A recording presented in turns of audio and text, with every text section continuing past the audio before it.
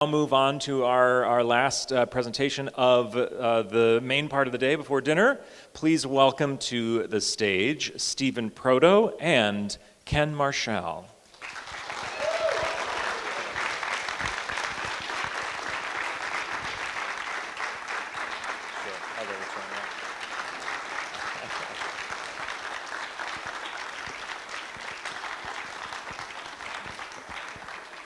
Here you are. Okay. I'll take that laptop out of the way. All right. If you want to take that. Okay. Would either of you want it in the holder here, or? I'll just hold it like this. Sure. Hello, hello. And this is a clicker for the. Is Paul automatically advancing it, or do we do it? Hmm? Let's experiment. Okay, thank you. Yeah. Let's see what happens if it just starts on its own. Here. Let's see. Where's the video? We're just checking out to see if a video will play or not. There we go. It plays on its own. Oh, excellent. So all you got to do is click. It wouldn't do that for me at home, so. Yeah. So all you got to do is just click the right button on that, and you're all set. And going backwards is the left. Yeah, perfect. Okay. All right. Now this is a juggling act. Got this in one hand, this in the other, and I'm trying to read. I don't.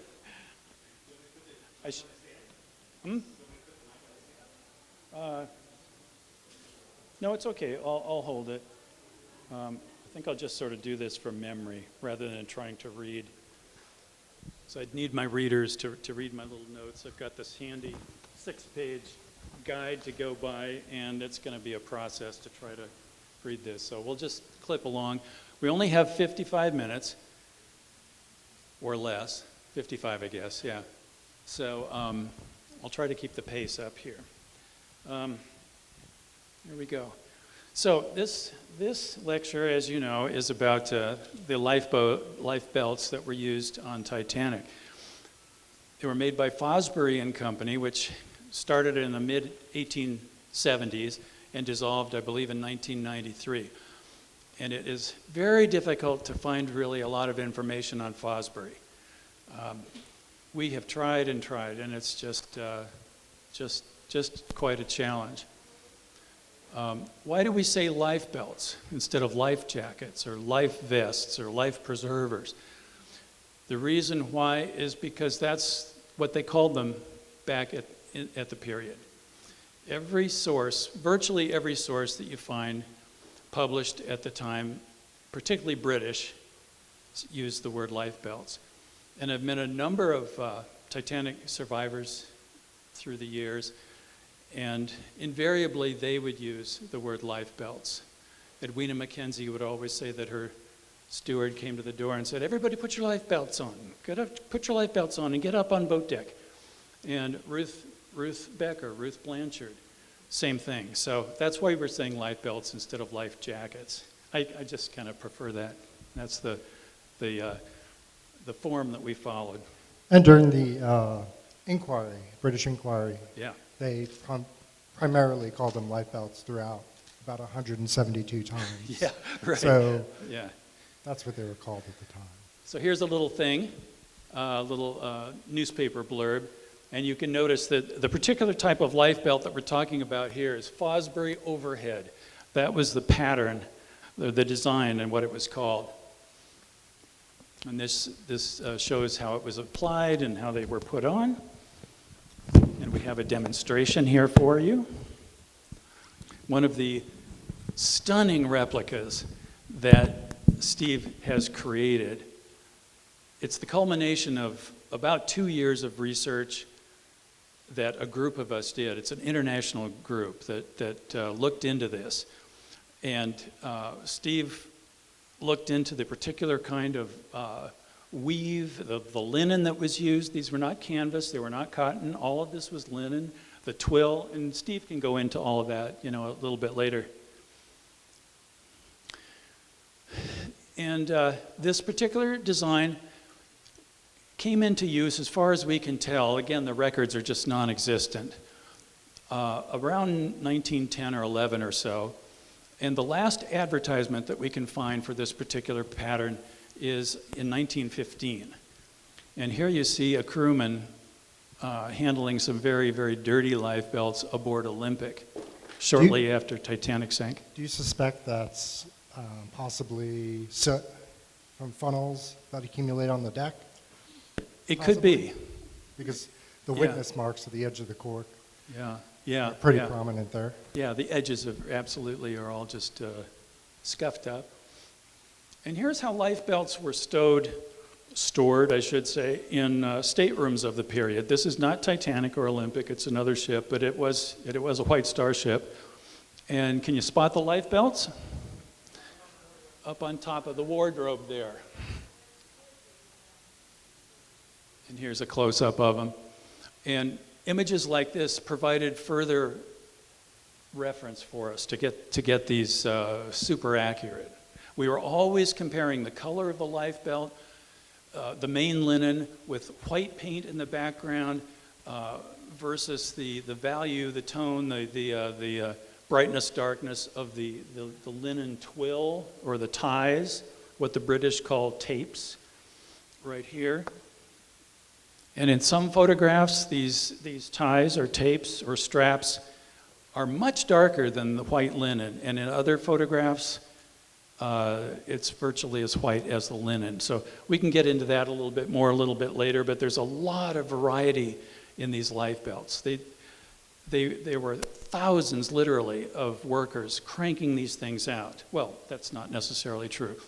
But at Fosbery, they had a whole crew, obviously, of workers cranking these things out by the tens of thousands over the years.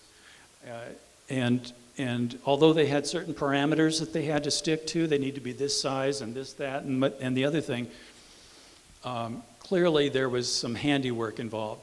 And one worker would stitch something a little bit differently from another one, or just these fascinating variations that we noticed as we studied both photographs and original life jackets. There are 14 so far that we know of that have survived the disaster. Now we're actually on Titanic, and can anybody spot where the lifebelts are stored in this suite bedroom? In the closet here, in a rack, a special rack. And here's a close-up. Whoops, did I hit something? What did I do wrong? Paul, help me out here. You there? Anybody? Anyway, here's a close-up where you can get a better look. And we were looking at photographs like this to search for stampings or markings that might be on the lifebelts. And that was another whole big search, because some of them are stamped and some of them were not. Some of them had front stamps and some of them didn't have backside stamps, inside back stamps. So there's just, again, a lot of variety in these things. Hey, Paul, help me out here. Paul, help me. Okay, that's better.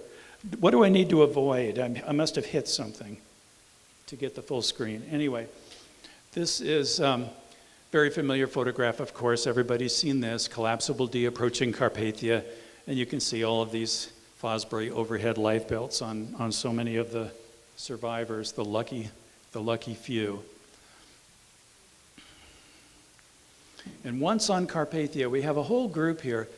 These are the small group that were in Lifeboat 1, the controversial lifeboat that had Sir Cosmo Duff Gordon, Lady Duff Gordon, Lucille, and Laura Mabel Francatelli. Here's Francatelli and Lady Duff Gordon and Cosmo Duff Gordon in the background, and lifeboats on the far left and the far right. Her lifebelt's coming up for auction real soon. Yes, Laura Mabel Francatelli's lifebelt is going to be auctioned at Aldridge's in just a few days. I think it's April 18th or 15th, or real close. And it'll be very interesting to see what that goes for, because it's a particularly intact lifebelt, and it was signed by numerous occupants of her boat in pencil. And those signatures, those inscriptions are still visible today. Being graphite, it just doesn't go away, doesn't fade at all. Once Carpathia got to New York, you saw scenes like this with all the discarded lifebelts that passengers had worn piled up. And when you think of all those lifebelts, you wonder why only 14 are known today, but who knows, there may be others still in attics or stored away that have not been discovered yet. So here's this movie, and you've all seen this before, but it's a little bit of action so you can see how the lifebelts react when you handle them. They are shockingly more heavy than you would imagine. You can see the darkness of the tapes there on the right, the ties versus the white linen. And notice how white the lifebelts are compared with the white stewards' uniforms. They're almost as white as the uniforms themselves. And that was very informative because, of course, today every lifebelt that you find in a museum is this dark, grayish, muddy, tan color. And you wouldn't see any stamps on this one because I believe they're all wearing them backwards. Yes, they are. This is where the twill will attach to the life belt and then wrap. Yeah, that's funny that they all put them on inside out, for this for the camera here, for the movie camera. Here are some more of this same pattern at the period. Lifeboat drill aboard the Maloya. And a whole bunch of people lined up here. They're all wearing these. And now we get into the war years. In that photo, the younger children were wearing the same style life jacket. Yes. Notice there's no child size for these kids. We can find no record whatsoever of a children's size of life belt until after Titanic sank considerably. Or is it after World War I guess? Yeah, this is a wartime life belt drill. Yeah, we're already in World War I guess.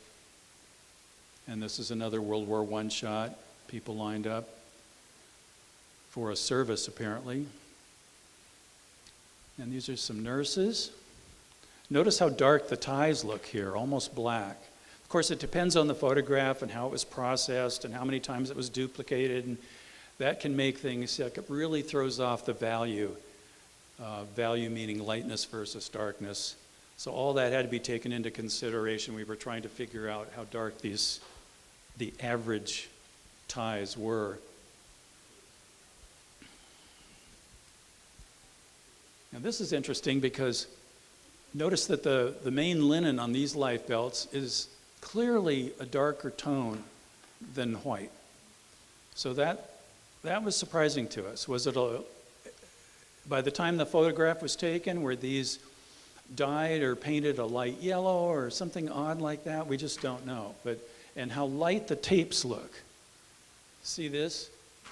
I mean, these are not dark anymore. These are light now. So again, the variety became apparent. Then new styles of these life belts, also made by Fosbery, were made. And you can see this extra little panel down at the bottom here. It's just a whole new thing that they came up with. I mean, in fact, look at this. I mean, we've got 1, 2, 3, 4, 5 cork panels on each side, whereas the Titanic's only had 3 pockets, I should say. Here's that same style on another ship. This is after Titanic, but before the war. So right after Titanic, they learned something. Ooh, we got to change the design of these somehow. That seems to be the case. And a backside view here. And then around the time of Britannic, again, World War I, hospital ship, you have the Fosbery overhead style there in the foreground, but behind them you've got the body Finch version, which is a new style that came out. And here inside Britannic, you can see one of these body life belts here on the far left in Sheila Macbeth Mitchell's stateroom. A wonderful photograph taken inside, or it might not have been Sheila's cabin. It might have been somebody named Ward. Sorry about that. And here's another stateroom on Britannic, and you can see the body Finch life belt there stored underneath the bed. And then they came out with some new designs, and they also made by Fosbery, one called Fosco and one called Fosbar. So you can see that different design, and here's two ladies wearing these new ones. Great big stencils on the front. And these are so dark looking, it makes you wonder if they've finally graduated to bright orange or something to be recognized, you know, if they're floating around in the water, which makes sense. After the war, just take a look of the tens of thousands of these Lifebelts. These appear to be mostly the Fosbery overhead type, and by now they were outmoded, they were junk, they were trashed, and women were put to work to cut them all up and extract the cork for use in various, for various uses, including making linoleum.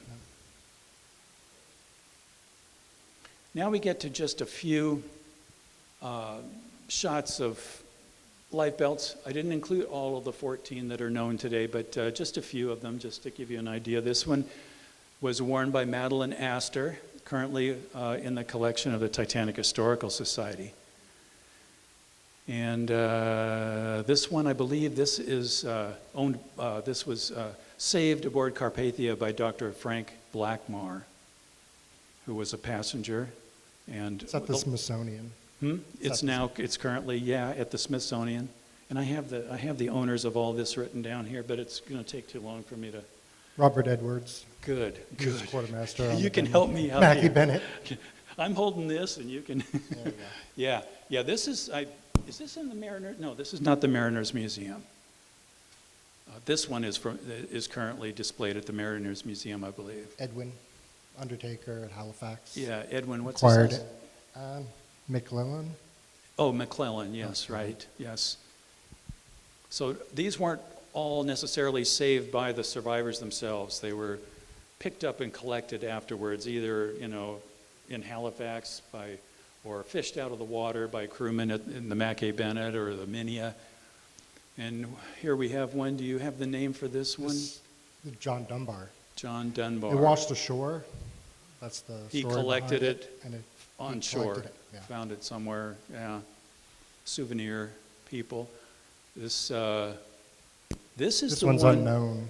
This is the one that was apparently displayed for a number of years at a historical museum in Martha's Vineyard. Nobody knew it was there. And since then, it is now in the Boston Marine Society collection, I believe. That's the last place we saw it. Yeah. And so this was a big surprise. This is one of the new ones that we didn't realize even existed. Ernest St. Clair, Merseyside Maritime Museum. Yeah. Some of you may have been there and you've seen it. It's been on display forever. Now this is the worst one, the worst condition that is known or was known. And it was saved by a Croatian crew member aboard Carpathia, and eventually, ended up, he donated in 1932, was it? To the I don't have a date. Rijeka Historical Museum there. And there it sat in storage for decades. And they did a lot of restoration work to it. They've done a lot of restoration Yeah, work to it. this is what they did. They totally went to work on it and patched it up, sewed it back together, cleaned it to the nth degree, and this is what it looks like today. It's the only known Titanic lifebelt on display in Eastern Europe, as far as we know. No. Now, this is a long story, and I just can't go into it. If you go to a website, which you'll see at the end of this program, you can read all about all of these lifebelts and the whole history behind them, whatever it is that we've been able to scope out. But this is a lifebelt, a front half of a lifebelt. It's cut at the shoulders, and I acquired it in 1997 from an elderly woman in England who wrote to the Titanic Historical Society with a couple of photographs and said, I have this lifebelt, doesn't have any cork in it, I think it's a lifebelt, it has Titanic stenciled on the backside in big letters, and can you authenticate it for me? And this is right at the time when Titanic was hitting really big, of course, the movie, and So that must have prompted her, oh, I should get that old life jacket and see if I can get any money for it or find out if it's even real. And Ed Commuta, the president of the THS, looked at the photographs, and he doubted that it was authentic because we know that no lifebelt from Titanic actually has Titanic stenciled on it. And at that time, we did not know that any lifebelts had these purplish stamps on the front of it, believe it or not. Today, we've got about 5 of them that have these identical stamps or close to identical. But at that time, this was very suspicious. So the THS referred the inquiry to Don Lynch, who is the historian of the Titanic Historical Society. Don Lynch wrote to the lady and said, I'm passing this on to Ken Marschall, who has done a lot of looking into Titanic's lifebelts over the years, so he probably has a better idea, but we don't think it's authentic. And I wrote back to her and I said, I'm really sorry, and I explained the reasons. I said, this looks like it's something maybe was made for a play, some kind of a theater production maybe, or a TV movie or something like that. And she said, oh, okay, I didn't know if it was real or not. Would you like to buy it?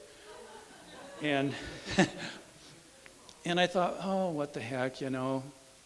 I was a big-time collector at that time. Not so much anymore. I've got to downsize. But tell me about it, yeah. So I wrote back and I said, sure, okay, I'll buy it from you. And we agreed on a price, and she sent it to me.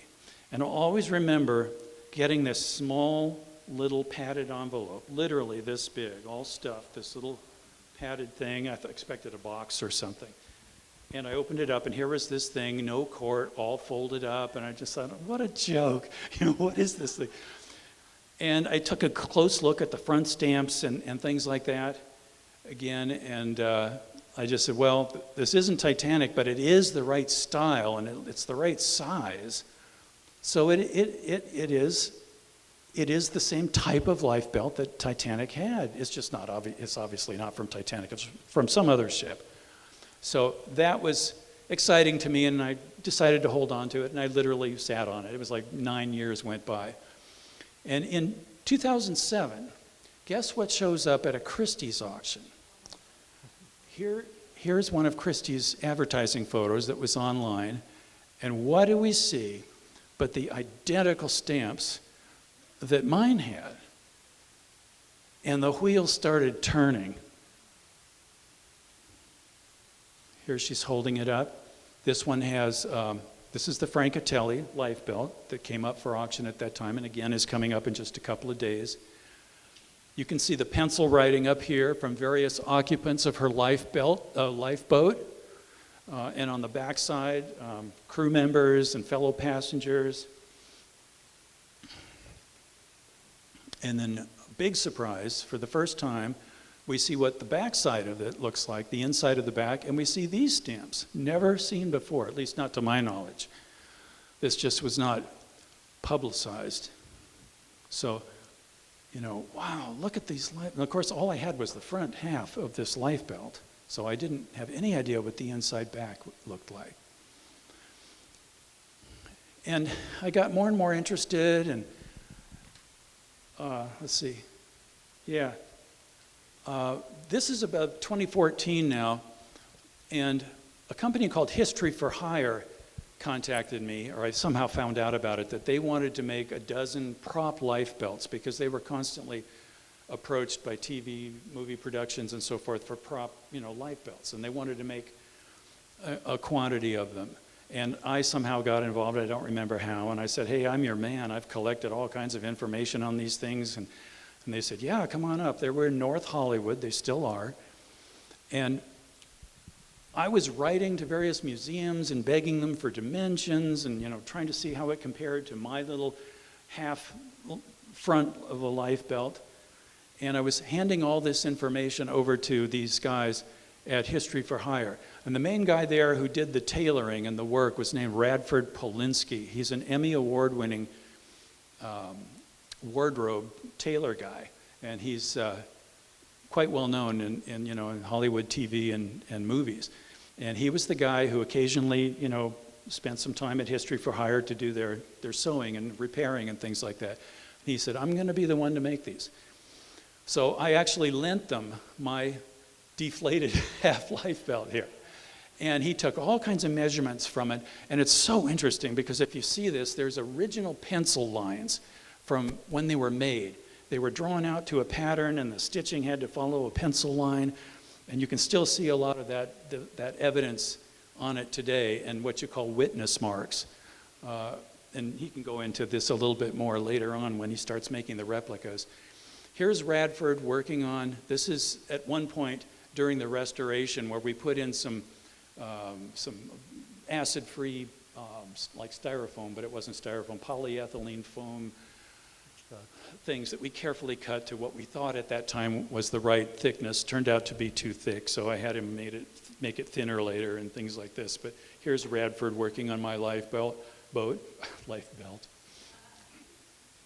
And this is a movie, I think. There we go. And you can see him. This was very emotional for him because he was re-sewing through the original needle holes that the original Fosbery workers used, that created way back then. He used the exact same holes that are still visible today. And he said that it literally brought him almost to tears to think, what he was doing, that he was working on such a historic artifact and actually using the very same holes. There's no sound, but you can kind of get a look at what he's doing and how careful he's being and cinching these up, and it's very cool. At one point he was talking about the dirt, the witness marks again. You can see where this happened and where they did this and that, and it's just so interesting. Okay, I'm pushing forward. Nope, I want to go on. Let's skip. Okay. So as they're making these dozen replicas for prop rental, they just used fake cork. They used lightweight, foamy stuff, which you can see in the background, which they painted to look a corky color. In the foreground is real cork, and that was used for a replica Lifebelt that Radford said he would make just for me. That was sort of my payment for lending them my original Lifebelt, so that they could have access to it and all of that. And here's all of them stacked up after they had made them. They did one for some reason in a darker gray. I don't remember why. They display that one at History and Hire for, they call it their millionaire special, kind of what it would have looked like now, sort of like my aged version. Yeah. And they did do an aged version for sure with staining and tears, and we'll see that in a second. If you watch an episode of Drunk History, these are the exact ones they used. So look up the Drunk History Charles Jarkin episode, and you'll see good. I saw them in person. They're outstanding. So here's the aged one that Radford made. You can see the staining at the bottom and some tears, up here that he roughed up the, looking at lots and lots of photographs that I supplied to them. And now we get into these stamps, just looking at close-ups of them, this faded indigo purple sort of color, slightly different colors depending on which Lifebelt you're examining. And I don't know if you can see the color here, but you can see that purplish stamp there was very typical of that period, and it's still used today. That same color appears to be what was used to make these stamps. And a Marconi wireless thing, again, the same purple, very, very common at that time. This is my graphic that I supplied to History for Hire to make the stamp. The exact size, dimensions. I worked and worked on the font to match mine exactly. You can see the scale of it there. Fosbery and Company, manufacturer of Lifebelts, life buoys, and etc. And then here we're checking out the thread count. This comes a little bit later when I was working with Steve to make these replica Lifebelts, helping you, so that he could make them as perfectly as we could possibly do it. Inside back, that stamp. and the warranted to pass Board of Trade survey. And on the left is my life belt with the new fake acid-free cork things installed, and on the right is the one that Radford made for me in 2014. And on the left, I believe that's Francatelli's, and on the right, again, the one that Radford made. And Radford did a good job, but as the time passed, I realized it wasn't perfect, and I'm kind of a perfectionist. So that's why later on I actually had Steve help me out, asked him if he would be willing to work on it a little bit more and make some fixes to it. This is comparing the stamps on my half-life belt and the Francatelli one, black and white image, and then mine, and again, I guess, yeah, that would be Radford's on the right. So you get a sense of very, very close. He did a really close job. I just had a few little complaints. It is really hard to try to get the stamps exactly where you want them for after you put the cork in. The ties here are just, that was the best twill that he could get, the herringbone twill. He said, we're going to have to go with this. And I went, it's kind of dark. Well, so, it's dyed cotton. Probably. That's what he used, was cotton. Yeah. Then we're back to the Madeline Astor life belt. And notice the close-up down here. This was taken a long time ago. 92. 92, thank you. I'm glad you're here. You can barely see Fosbery right here. You can just barely make out the stampings. For years, we never thought the Astor life belt was stamped at all. It just was that faint. And then we noticed it years later in this photograph, and I greatly increased the contrast. But look what happens with time. This was taken, I believe, in 2023, and it's virtually gone now. So you have to be so careful with this ink, not to put these life belts in windows or under fluorescent lights, because this ink is just continuing to fade. You can explain this better than I can. Jerry Vondeling, he has a website, titaniclifebelts.net, which goes over all the other life belts that are out there. He provided us with these stamps that he found in a mill in his home country, Netherlands. And he saw that some were just faded out completely, some were covered up, and they are, that dark purple that we're used to, and then, gradually getting lighter. Yeah, this gives you a good idea. I believe they're flour bags. Of how it fades. Then we get to the cork itself, and we were surprised to discover as we researched more and more of these that this cork, again, I talked about how each worker was doing their own individual thing. They were following basic instructions.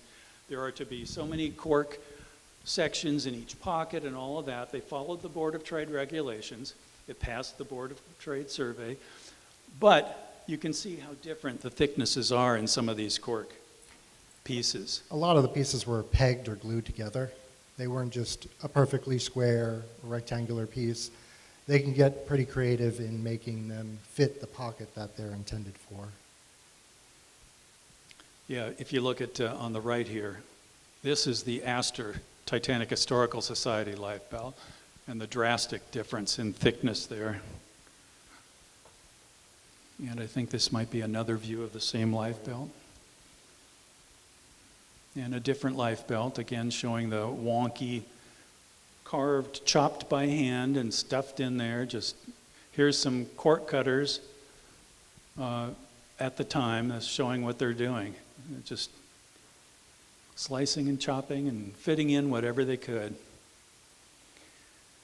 Now, I guess this can't be mine. No, this is the one from the private collector. The who? In the UK. Which one? The private collector. Yes. Who Kacey. Up in England, yeah. Yeah, during our research, 2 more new life belts surfaced that we had no idea about, and they did not know what they had either. This one is very interesting. Yeah.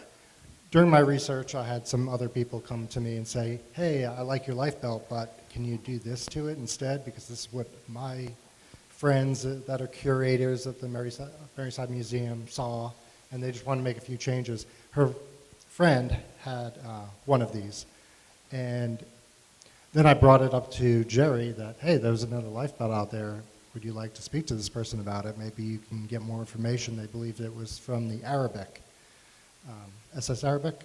Yes, this gentleman went to a, what was it? It was like a sale, an auction or something, Yeah. of World War I Arabic memorabilia, and he picked up this life belt on a lark, thinking, oh well, it's from Arabic, it's historical, and that's what I recall from his story. But he didn't realize really what it was until we had friends who looked into this, and There's writing on the back as well.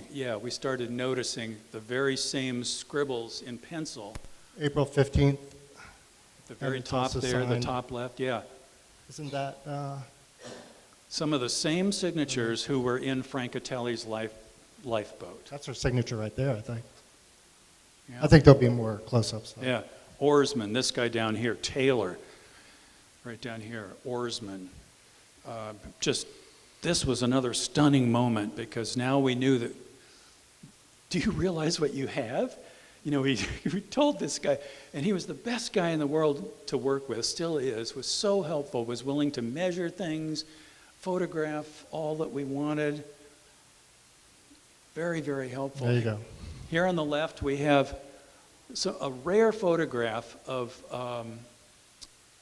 Lady Duff Gordon, her life belt. This appeared in the 1938-ish in some magazine or something, and you can see the signatures that were on her life belt. That life belt has vanished. We don't know where it is today, but you can see some of the very same signatures on the right, which are on the on this new life belt that came along. And this is a side view of that same life belt. You can notice how much thicker the cork is in this one, and how the ties, the twill, the herringbone is virtually the very same value as the main linen. And we also looked at the angle of the stitching on here. Yeah. So if I was to be stitching it, I would be doing it in this direction with the shoulder straps to my right, if I'm right-handed. And I think that's the case with all of them. I think that's true. Yeah, we didn't realize that until we got into this, that there was that one consistent standard. The stitching is always going in the same direction on every single life belt that we've ever seen. They probably forced them to be right-handed. I guess so. Also, Whoops, I'll go back. the life belts, the front, this is kind of with the outside facing in, but the back, it always faces it's either facing forward or in, but the front, it's always facing towards the wearer, I've noticed in all the photographs. Yeah, interesting, more all the life belts. consistency. Yeah. And this is another complicated story, but there was a life belt that was displayed, I think in a museum, but isn't that right, I think? But we didn't know, and the person who owned it didn't know really what it was or where it, I just don't remember the details. I'd have to go through and read. You got to go to the website, what you'll see at the end of this, because it'll give the full background of this.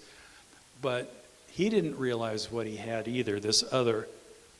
And of course, we recognized it immediately and notified him about it. And the story behind this life belt is worth reading.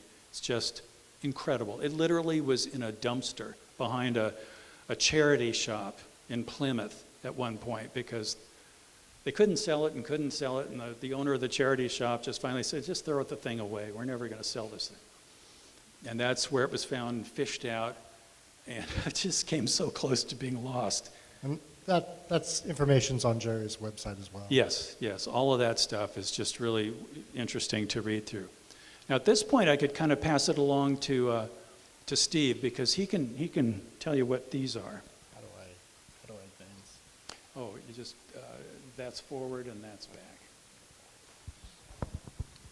So when I first started making these replicas, you know, the first place I'd look online, and I'd look at images of life jackets. And, you know, some of them, you know, I get what they're going for. You know, if you look at 1997 Titanic, they don't look anything like they do today. Here's another one. Oh, it's got darker tool. It's a little different, but it's okay. It's proportional, you know, for a costume and everything. Did you explain, you know, where you got these, and these are all just homemade? Yeah, these are just homemade ones that I've, you know, looked up, and it was part of my first research. There's another one. It's not filled up very much, and that's more like a nylon twill, but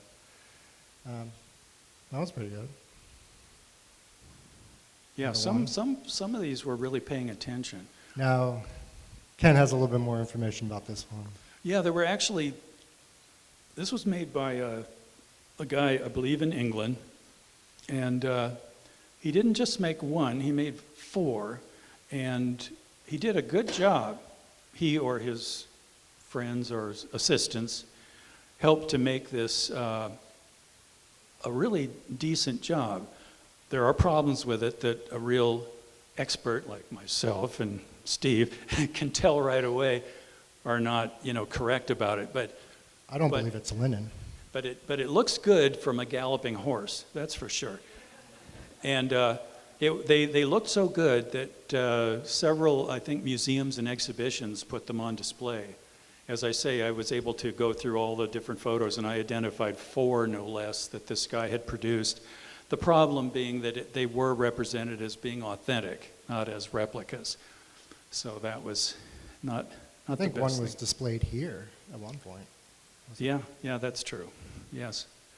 Oh, that's the Radford's aged History for Hire. Yeah. History for Hire's age version. They have this on display inside their prop warehouse. It was a photograph I hadn't seen before. I'll come back to this one. That's my son with the very first one I made. So it looks very much like the other ones that I've had. Well, you went to the Titanic Branson attraction. Yeah, and I saw another kid. He looked really happy with his life jacket on. I'm like, you know what? I can make one of these for my son too. I'm going to make one for my son and do it better. The problem is he looks like a child wearing an adult life jacket, not who he wanted to be. So I scaled it down a little bit, and he really liked it. We went on a cruise. He wore it around the ship. People would look and watch him, like, where is he going? So him and I, we both went there dressed up. So I'm doing restoration work to just doing some minor improvements on Radford's work there, which was excellent. Yeah, that's where my life belt is today. It's with Branson for their various exhibitions. And at one point, he had a break where he had some time, and he drove. It wasn't too far from where he lives in Oklahoma.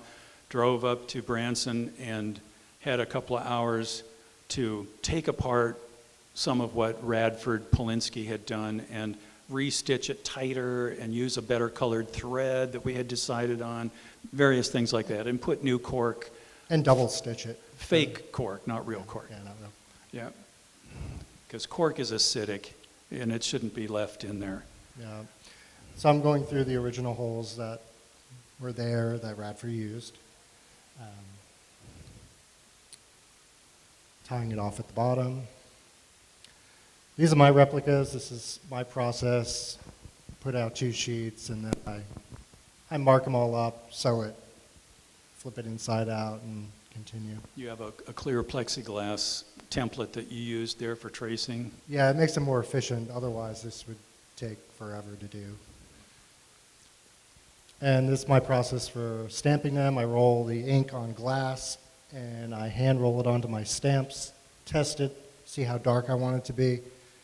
Maybe my third try, I'm actually going to put on the life belt, just so I can get that kind of not so wet look.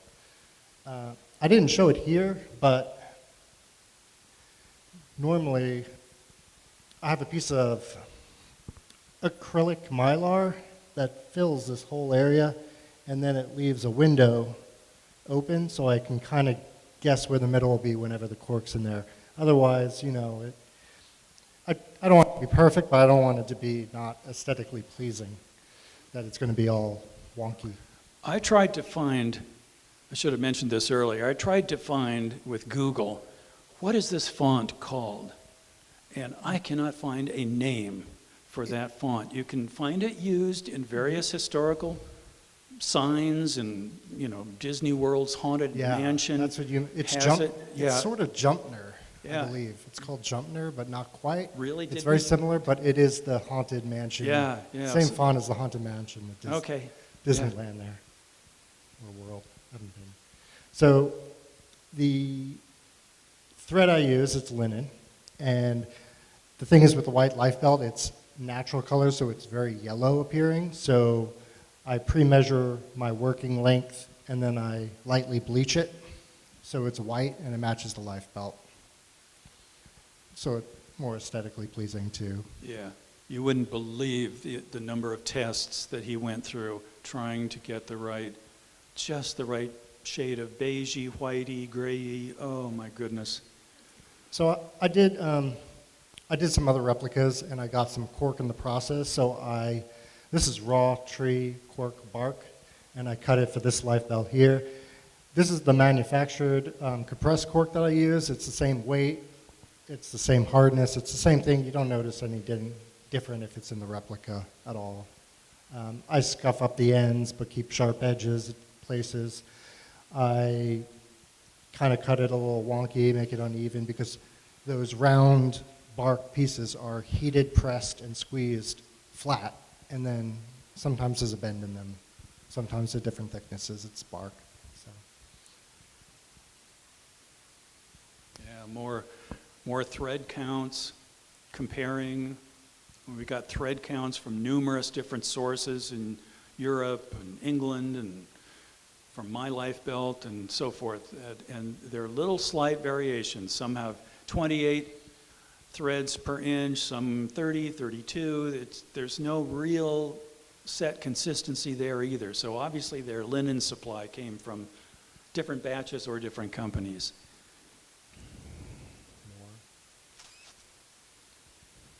That's a scope I use. I had a picture of a scope from his fabric, and it was 28 by 28 in several places.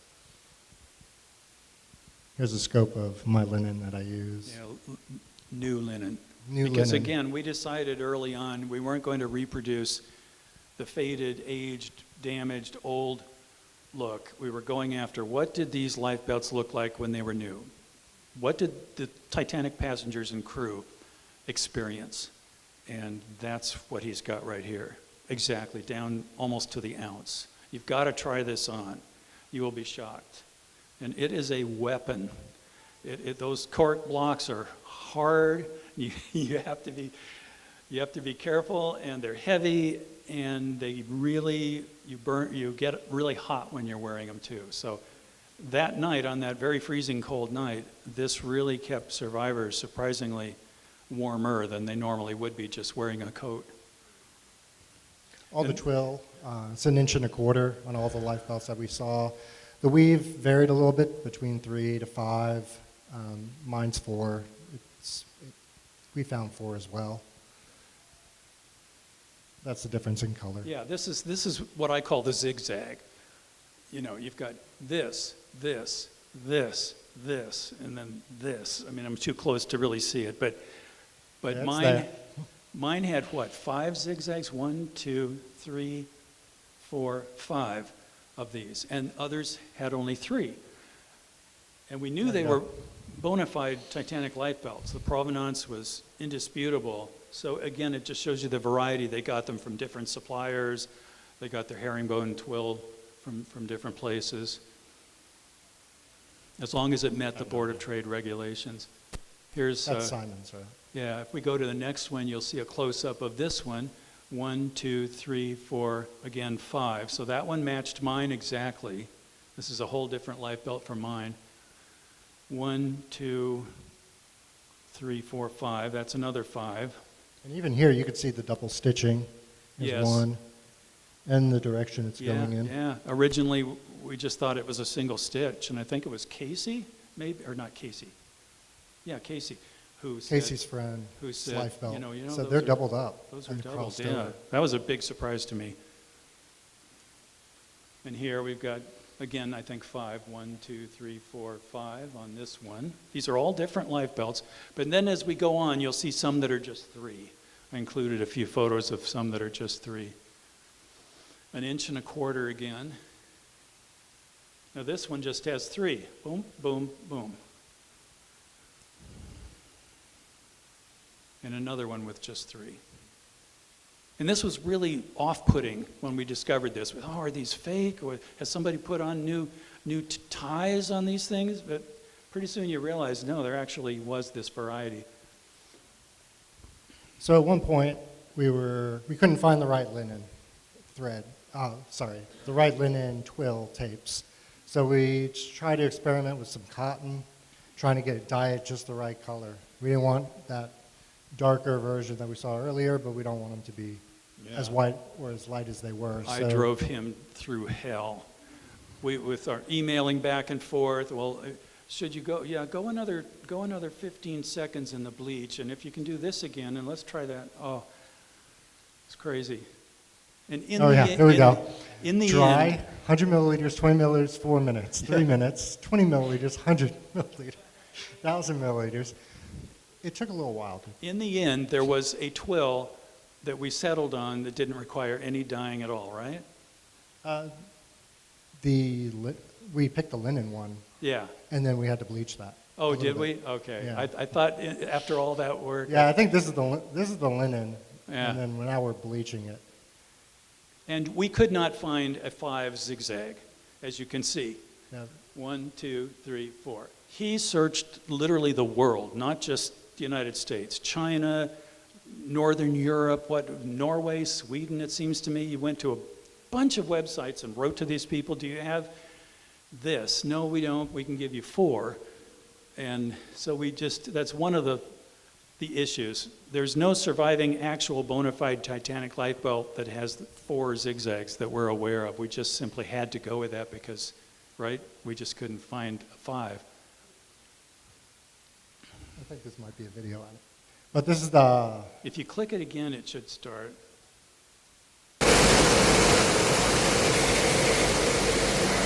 So I had the linen, since we didn't want to use cotton, we definitely wanted to use linen. We went with having it manufactured. You have to get a lot of linen if you want it manufactured. And I guess they couldn't do the 5? Is that what happened? I forget. I guess not. I think Yeah. I asked them. But you were able to Yeah. pick the exact... Yeah, I could pick the color, Yeah. definitely. But yeah, we wanted linen. We didn't want cotton. I sound a little vague on some of this stuff because it has been a few years since we Yeah, it's did been this. 2023. And this is the final best version that you came up with, the final twill, I think, that we Yeah. decided on. And So here it always starts here at the top. When I get down to here, I go back and I stick the needle through, and then I start crossing back and I keep going back down yeah, each time. The back faces to the rear typically, Yeah. the front always faces to the rear. all of these details. This is one I sent Kacey that is next to Simon's Yeah, original life belt. So this is a side-by-side comparison, next to each other, not photoshopped and matched yeah, up. right. That lying right down next to it, a direct comparison showing what Steve has produced and how it matches to the real bona fide thing. That's my aged version I decided to come up with. There's been a couple of museums that asked for an aged version, and I was able to provide them with those. How many would you guess you've created at this point for Lin- customers? Linen, there are 40. Canvas, I also make it's cotton canvas, cotton twill, and that's about 230 of them I made. Oh, So, and I think about almost 40. Wow. About 40 kids' life belts as well. You have a lot of patience. It takes 15 minutes per side to hand sew it. And I haven't really found a way to go any faster than that. Yeah. Yeah, this whip stitch is very indicative, typical of these life belts. You'll notice them looking ropey like this, and that was something that I really wanted to get. And Radford at History for Hire didn't quite capture that same thickness and ropiness. He only used a single thread. That's probably true. what it was. Yeah. So I was commissioned to make a life belt from every Titanic movie that is out there, starting with Atlantic, which is based on the Titanic from 1929. This looks familiar from the earlier slide, where it's the two top halves, and they're matching in the back. And this is all cotton. There's the double that we saw earlier. So they must have used real life belts. Here's the double. This is from a 1943 Titanic movie out of Germany. I'm not sure why they came up with this. But I made it the best I could.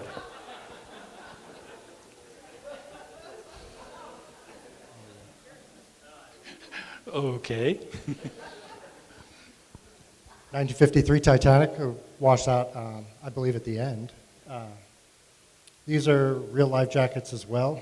So that's where the core came from. I bought one off eBay, took it apart, measured it, everything. And I recreated the stencil and everything, even double-threaded whip stitch the bottom all the way around, which is a lot longer than a regular life jacket. The tapes run on the inside and the outside, so it isn't fully reversible.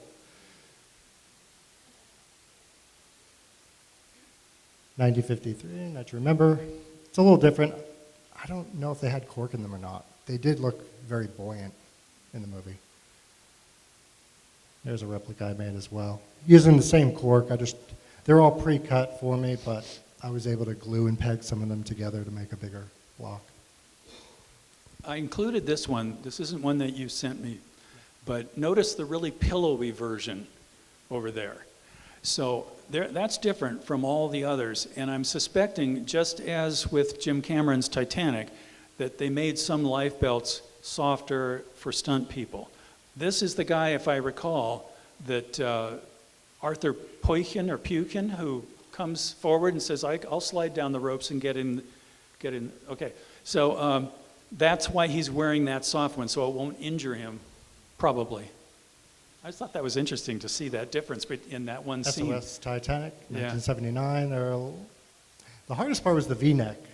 So I used ballast tape to finish off the edge because it's only one-sided. Like with so many of these, you wonder, what were you thinking? Yeah.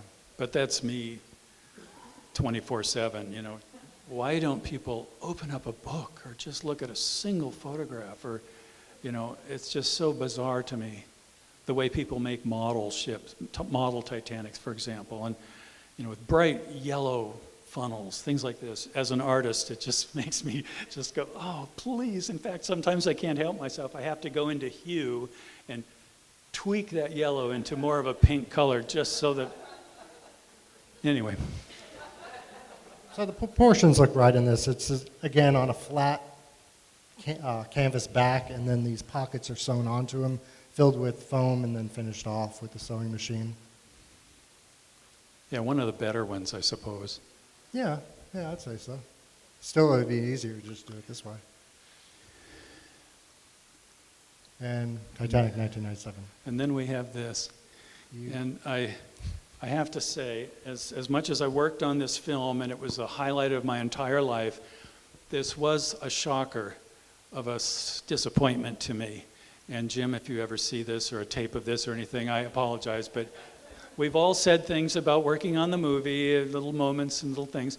I had provided the art department, within which I worked for a number of months, with all of my archival photography of actual Titanic Lifebelts, and my best estimate, this is back in '96, my best estimate on size, dimensions, all of that.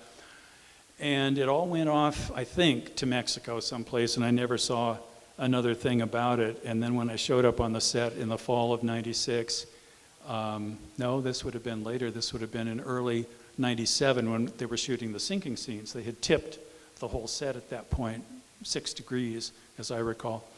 And everybody was walking around in these things, and I was just, what the hell happened? You know, who dropped the ball on that one? So anyway, I just can't explain why they ended up looking like this at all, but there we are. So there's my replica. Actually, it's fairly easy to make. You can produce a whole lot of these relatively easily. You machine sew down the sides. The bottom is machine sewn from the inside, so you just flip it out, inside out. It's practical. It's really easy. So my 1-inch webbing instead of twill, so there's no herringbone pattern. It matches the same number of rows. So people do seem to like these. They're good for just, hey, I just want to be comfortable, and I want to, wear it for one night. So here you go. Write this down and go to that website on the top for all kinds of fascinating history on each of these. And then on the bottom there, that is Steve's website where you can learn all about what he's done. There are videos there, movies, links to YouTube, things like that. Anything else you want to say? I have a cart. You can order them, and it also has a link to Etsy. I don't have a link to eBay on there, but Etsy's better. You can definitely order them on there. And then there's one last slide, which I felt legally I should put up here. It's just a few thank yous to people who have taken these photographs and contributed and so forth. So I don't know where we stand on time, but if there's any questions, is there any time for Q&A, or are we done? We're a bit over. Uh-oh. Sure.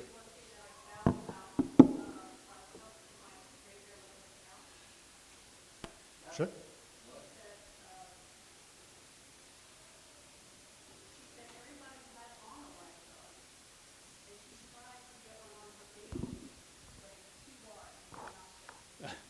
I think so. Yeah, that's for sure.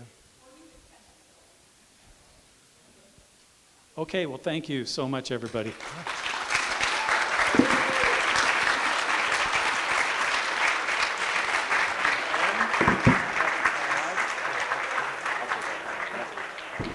All right, folks, if you would like to gather, we'll do a quick photo against the fireplace over there, and then you guys can head off to dinner, and then you must come back at 8:30.